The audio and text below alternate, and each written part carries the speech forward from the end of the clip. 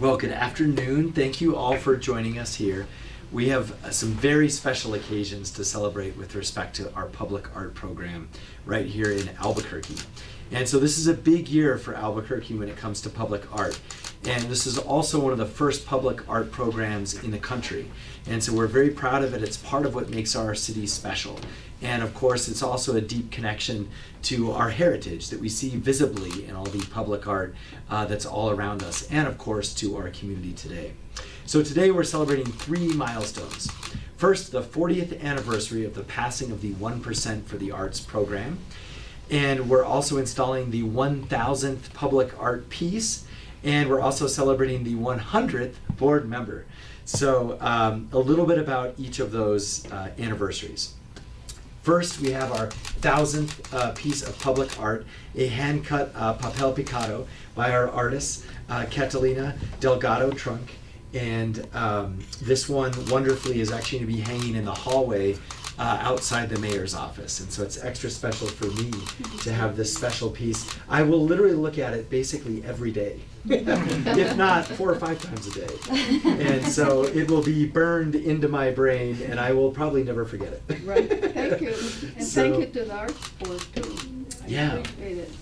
Absolutely, and that's a good segue to our second anniversary, which is the 100th Arts Board member. And so we're here today with Emily DeAngelis. She is the 100th appointed board member, appointed to the Arts Board by City Council. And thank you for being the 100th. Thank you for having me. It's an honor. And for 20 years, she has worked in nonprofits in arts, culture, education, and in the museum field. So also a 4th generation New Mexican, and we know that you left the state, but you decided to come back home. That returnee story that is actually all too familiar for a lot of folks in City Hall, because a lot of us have that same story, but I think something that is happening all across our city. Folks want to come back home and be a part of everything that's special going on here in the city. So, Absolutely. Okay, now, of course, it's the 40th anniversary, so just some shout outs to our Director of Cultural Services, Shel Sanchez, and also the, how long have you been in public arts, Sherry?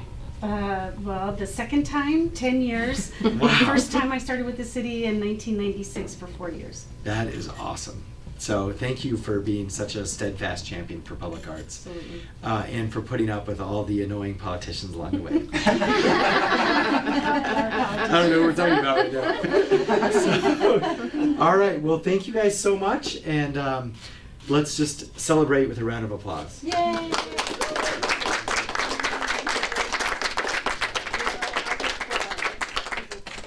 As it's seared into your brain, that maybe the intent of this is that these are 3 beverages that don't know borders. They've crossed borders. That's it, without passports, without anything, and they've conquered the world.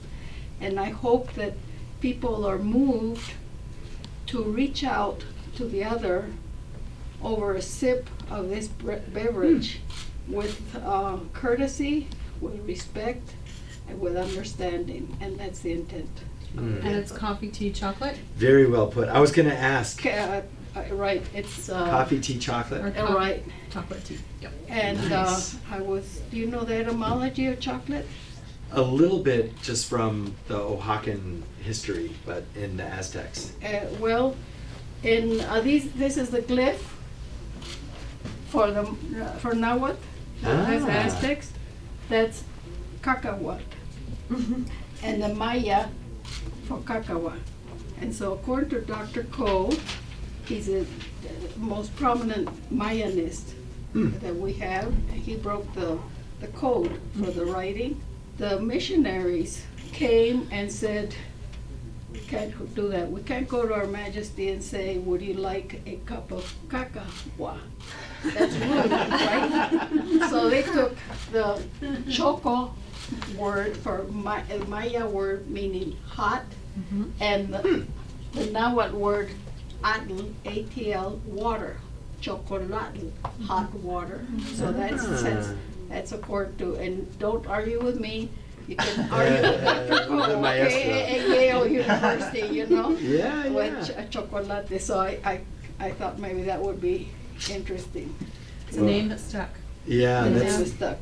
That's fitting. why. I actually have a cup of hot chocolate every day. Every day, Yeah. see, so that's And I there have you the go. very Gotta high-end think about Aztec something stuff different. from That's right. There we go. There we Yeah, go. So, yeah, that's so there awesome. we go. And like I say, it's just they don't know borders, and Yeah. I really like that very much. And you say how many people come back to Albuquerque? I have to tell you, I've been here 20 years, and this is the most comfortable, wonderful place in the United States that I've ever been into. So thank you to Albuquerque for being so welcoming, so understanding to immigrants. Well, thank you for giving us.